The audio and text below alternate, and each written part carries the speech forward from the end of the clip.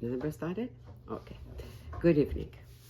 So, to recap yesterday's lesson was that Naomi had sent Ruth to Boaz, and so Boaz could marry Ruth, and then the Shema of David HaMelech will come down. So now in here, the last in this part 9, did Naomi's plan work? Okay, so for us to see whether her plan worked or not, we need to talk and talk about and learn about, not just talk, but learn about the Malchut of David. When we say the Malchut of David, doesn't mean just David himself. It also means the him and all the kings that came from him.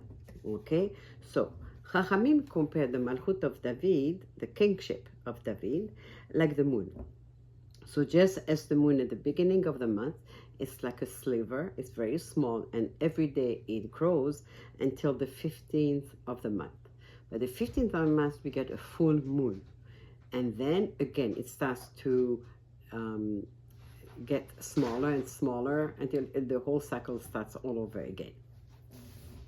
So for the Malchut of David, the kingship of David, it will reach full moon at its peak, at its best, 15 generations counting from Abraham. So if we count Nachshon ben Aminadav was number 10, 10th generation from Abraham. Then we have Boaz, he's number 11. Then we have Oved, number 12. Yishai, the father of David, is number 13. David was number 14. And then Shlomo. That's when the Malchut of David was really at its very, very, very best. Very, very best. It had reached almost perfection. So in the days of Shlomo, the Malchut, the kingship, reached almost perfection, almost the perfection that was at the time of creation, and that's why he was able to build the Bet HaMikdash. Shlomo comes from the word shalem, perfect. That's why Hashem had chosen the name Shlomo for Shlomo, and had told David, you're going to name him Shlomo, and he is going to be the one who's going to be building the Bet HaMikdash, because David wanted to build the Bet HaMikdash, and she said, no, it's not you, it's your son. Then,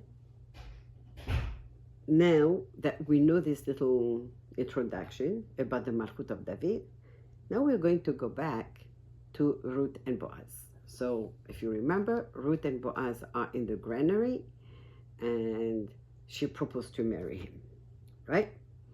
Now Boaz was not able to marry Ruth right away. Why? As he explained, there is a closer Goel, redeemer, a closer relative. His name is Tov, the brother of Elimelech and Salmon, and he was still alive. And Boaz said, the mitzvah really is his. I cannot take away the mitzvah from him. So because Boaz was actually the nephew of Elimelech and of Tov. So Boaz explained that I need to ask Tov if he wants to be the Goel, to buy the field, to be the redeemer and buy the field, and then do the Yibum with Ruth. And if Tov doesn't want to do it, then Boaz promised that he'll do it and he will marry Ruth. And Boaz said to Ruth, Kol asher tomri eselach, whatever you ask for me to do, I'll do it. Boaz meant to say, your request will be fulfilled. You want to get married so that you can have the yibum, and you want to have the generations for your husband. And at that point, Ruth already knew about the David HaMelech. You want that to happen, it will happen. But first, we need to ask first Tov. So Boaz waited, and Ruth, both of them waited until sun up. When the sun was up already, it was not so dark anymore. And he said to her, go back to your mother-in-law. He gave her more food, more grains to take with her.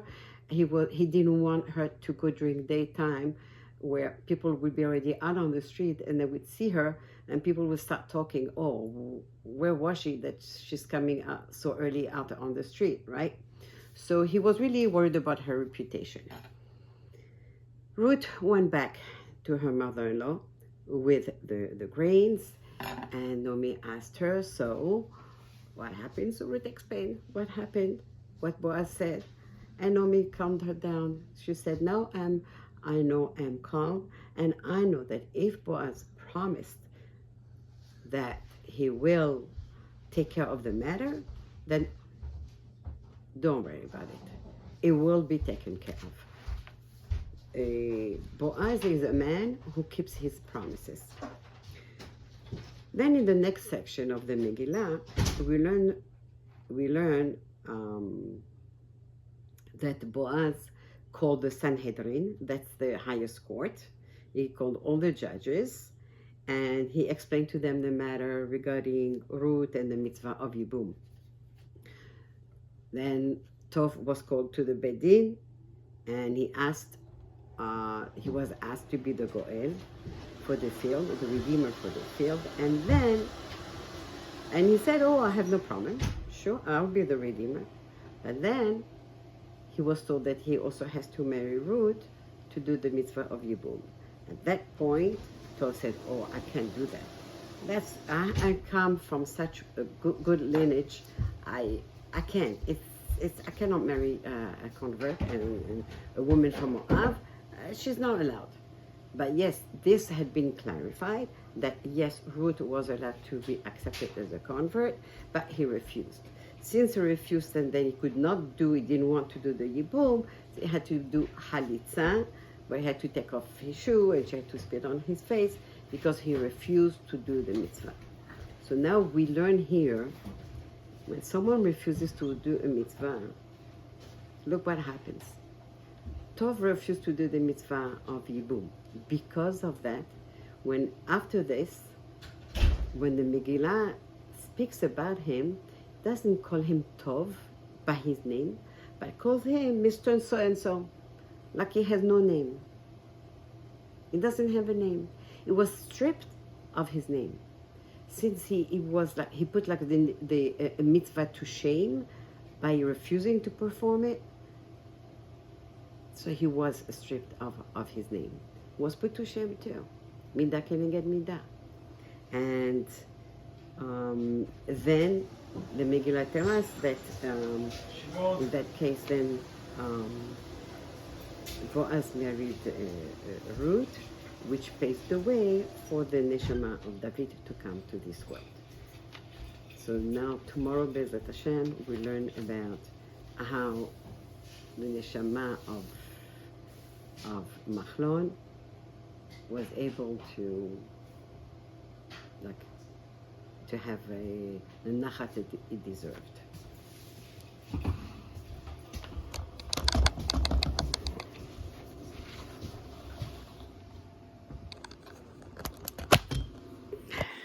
You edit the video afterwards?